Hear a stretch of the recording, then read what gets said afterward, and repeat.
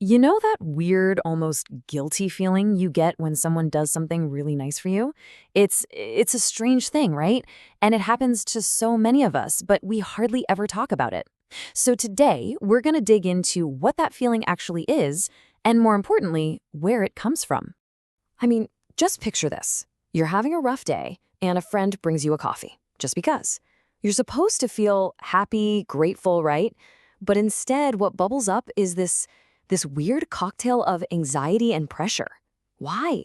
Why does a simple, kind gesture suddenly feel so heavy?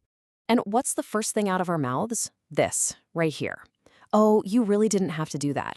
We think we're being polite, but really it's a knee-jerk reaction. It's like a defense mechanism. And it's the first major clue that we're not actually accepting a gift or processing a transaction. And that's really the heart of it, isn't it? That kindness stops being a gift, and poof, it turns into an invoice. All of a sudden, there's this invisible ledger, and you've got a new emotional debt. A little voice in your head starts spinning, trying to figure out how and when you're going to pay it back.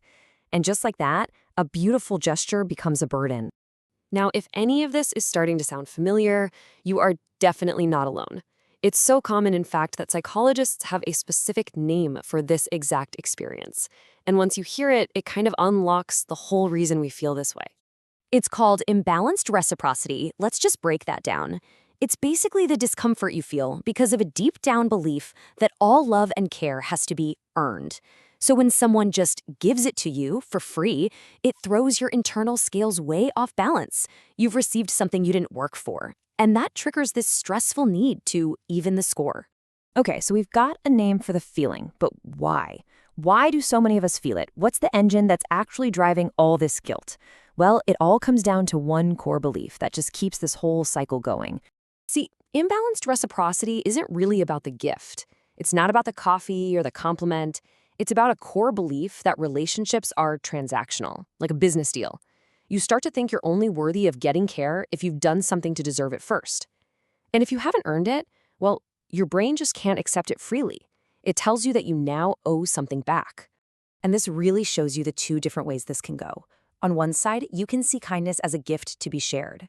When you see it this way, it actually makes the bond between you stronger. It's based on the idea that you're just worthy of care, period. And that fosters real connection. But then there's the other side, the debt to be paid mindset. Here, that same act creates an obligation. It's all about earning it. And the result isn't connection. It's just guilt. So just understanding this is a huge first step. But the real question is, how do we actually get out of this trap? How do we start to shift from feeling like we're in debt to feeling like we're actually connecting with someone?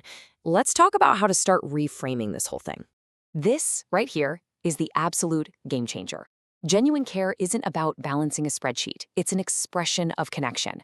That person giving you the compliment isn't trying to make you owe them one. They're trying to share a moment with you.